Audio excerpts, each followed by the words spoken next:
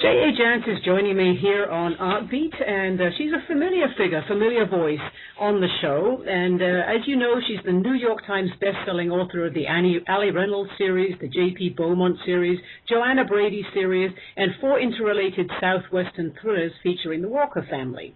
She was born in South Dakota, but now we call her one of our own. She lives in Seattle part-time and also down in Arizona for part of the time, I'm guessing during the colder months. Her current theoretically, absolutely. Her current novel is called Deadly Stakes and features Ali Reynolds. And first of all, welcome to the show, J.A. Thank you. I'm happy to be here. And of course, you have an AJ in this particular book, hence the flipping of the names there. But tell us a little bit about Ali Reynolds. I know somebody near and dear to you really was the model for Ali Reynolds, this particular protagonist. Well, she was based. I started writing the Ali Reynolds books because I was upset that one of my favorite newscasters in Tucson got pulled off KVOA TV after 35 years because her news director, who happened to have been born the year Patty Weiss went to work for KVOA, decided she was too old and sent her out to pasture. So within weeks of happening, I was writing a book about Ali Reynolds having the same thing happen to her from a news anchor desk in Los Angeles.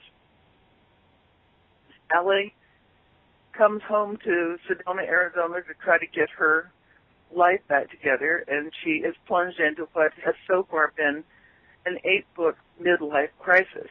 Someday, maybe Ella will figure out what she wants to be when she grows up. But most of my protagonists are sworn police officers. Ali is an exception to that rule. She's an amateur sleuth. I think of her as a Miss Marple, several decades younger than Miss Marple, and Ali is armed with a taser in one hand and an iPad in the other. And she does sort of rather annoy the local police force at times, but she's also very endearing. And I think maybe her fault, her midlife crisis that keeps going on, as you describe it, is actually part of her charm. And I think people often relate to her. Has that been your experience? Well, it is. In this economy, a lot of people have found themselves tossed out of the careers they thought they would be doing all their lives. And so the fact that Ali is sort of footloose as far as career is concerned is something that strikes home with a lot of people. The other thing about Ali is she's a direct descendant of my mother. My mother was a farm girl from South Dakota. She had only a 7th grade education. She raised 7 kids. She could have been a drill instructor. She could have been a cop. But, I mean, when she discovered that my one brother was smoking pot in her house, he thought it would go under her radar because her mother was sort of, knew nothing. Did not connected. But my mother was connected. She found my brother's stash. She dumped what was in the little baggie down the toilet, and she replaced it with lawn clippings and cat poop. Did that do the trick? Which my brother never forgave. But the thing about my mother is she was a woman of her word. She was a good friend. When someone asked for her help, she gave it willingly and not grudgingly. And I think those are things she has in common with Ali Reynolds. The other thing she and Ali had in common is neither one of those women has ever learned how to mind her own business. And, of course, we do see that in Deadly Stakes. And before we get into that novel, though, I'm curious as to whether you, as a mystery writer, which used to be a much more male-dominated field, was it hard for you to get in because you were a woman writing mysteries? Well, for a long time, nobody knew I was a woman writing mysteries. That's why my pen name is J.A. Jance as opposed to Judith N. My publisher didn't think that male readers would accept police procedurals written by somebody named Judy, and that's where the J.A. came from. But actually, it's been very good for me because J.A. is a lot quicker to sign than Judith N., and it has saved me literally miles of ink by not having to write out the whole name. And now having millions of your books in print worldwide, I'm sure a good-sized percentage of your readers is male. A good percentage of my readers are male, and some of them have written to me and said, until I met you, I never read women authors, which makes me laugh. But I had women tell me that they took the covers off my books and gave my books to their husbands to read, their husbands who never read women writers, and only showed them the cover after they told them how good it was. Whatever it takes.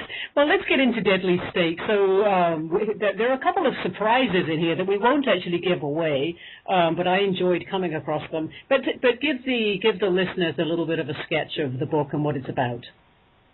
Well, it starts with a woman dying, a homicide victim dying in the desert north of Phoenix, and her body is discovered by a young man who has, AJ, who has gone there on this fool's mission at the request of his sort of absent and kind of not entirely dependable father. So he finds this dying woman, and in the process of having the crime scene investigated, they discover another homicide victim in the general location. So the question is, are these two homicides related or are they separate? Allie Reynolds is drawn into the case because she is acquainted with the woman who is suspected in murdering that first woman. And it's one of those cases where when Allie is asked for help, she gives it. There are some interesting threads or themes that run through the book that are somewhat related to the story, but not necessarily hugely so. But I found them interesting. The abuse of the elderly and the vulnerability of our senior citizens, that seems to feature rather largely. And I wondered if you'd had experience with a family member or something close where that had happened to somebody that you knew. No, I haven't had any close personal experience with Alzheimer's, but of course it's something that is out there, and it's very worrisome for me, for someone who makes my livelihood counting on my ability to have my gray cells function in a dependable fashion. It's terrifying. But what I like best about that vulnerable lady, Doris Wellston, is, yes, she is vulnerable. Yes, she is not quite all there. But what I liked the most were the two unlikely people who set their own lives aside to rescue her when she finds herself lost and alone and waiting for her long-dead husband in the Burger King in Gila Bend, which is, if you'll pardon my saying so, the bitter end of the earth. Another theme that features a little bit is the idea of the plea deal. So you have the two folks that you introduce at the beginning who end up being pitted against each other by the police who think they're guilty and then are trying to turn one against the other. How often do you think there is the possibility that people turn against each other but accuse each other falsely because they're afraid of the alternative? I think it happens more often than we know.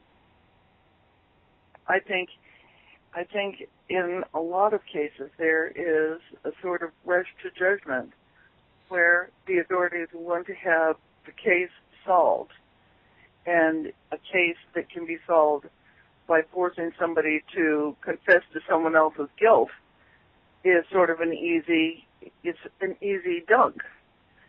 And I think that happens often. Another scene in this book that that really has stayed with me since I wrote it. Of course, everyone in this country is concerned about gun violence.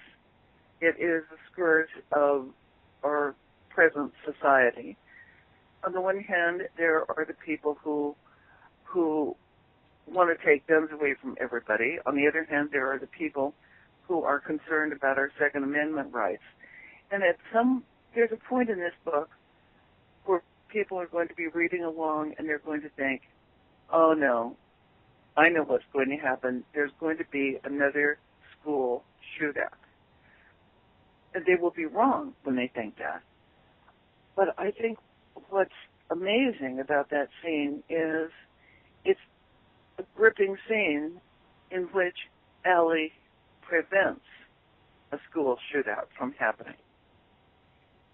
And definitely worth reading. Deadly Stakes is a great book, a great read as usual. You obviously enjoy connecting with all your fans and your readers. And as we said before we came on the air, your visits to Port Angeles, and your next one, of course, is on the 22nd of this month, are always so popular and pretty much a standing room only up at the Raymond Carver Room at the library, 7 o'clock on the February the 22nd. But is that normal for you, J.A.? I'm sure you see big crowds, but is Port Angeles perhaps a little bit nicer to you than other places? Well, the Port Angeles audiences are always so nice to me. But the thing that amazed me was when I came to town a few years ago, and the event was opposite a local high school football game, and the room was still packed, and I that causes my head to swell. And I think that's particularly wonderful. So I always look forward to going back to Port Angeles. And then there are always cookies. Right. Well, Alan and Cindy always take care of that from Port Booker News, and they, of course, are the presenting organization here. So 7 o'clock, we do urge people to go early because, as you said and we said, it often does get very full there. So, but it's always fun to have you back. And before we let you go, J.A., what's coming next? Another Ali Reynolds in the hopper, or something else? Well, I'm working on an Ali Reynolds. But the book that will be coming next on September 10th of this year is Beaumont 21. It is a book called Second Watch. It is, I think, one of the best books I've ever written. I know it's easy to stick mystery writers in the little niches and say, they don't write anything important. But this is an important book. In it, we see Beaumont interacting. We see him as he is now.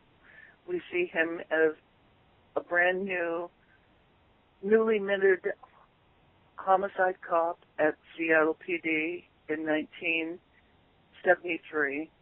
And we also see him even earlier than that in 1966 when he served with the military in Vietnam. And in that book, I have my fictional hero, J.P. Beaumont, interacting with a real guy from Bisbee High School, the valedictorian of the class ahead of me, Doug Davis, went from Bisbee to Vietnam by way of West Point and died in Vietnam on the 2nd of August of 1966. Mm. I weave Doug Davis, the real Doug Davis, into Beaumont's life, and with the help of the woman who was engaged to Doug Davis when he died. And I think that book is a thank you gift to all the guys who went away to the Vietnam War and didn't come back, and to all the guys, the hundreds of thousands of them, who did go to Vietnam and came back and were never thanked or respected for what they did. I think it's time we gave them the hero welcomes they deserved. Absolutely. And for those listening who are budding writers, it must be encouraging to hear you talk about being excited still about a book that you've written. Even though you've written dozens and dozens of them, you're still engaged in your characters and you're keen to give some depth to your book. So kudos to you too, J.A., for managing to stay above the formula books, as it were, and to produce something that still, has something to say.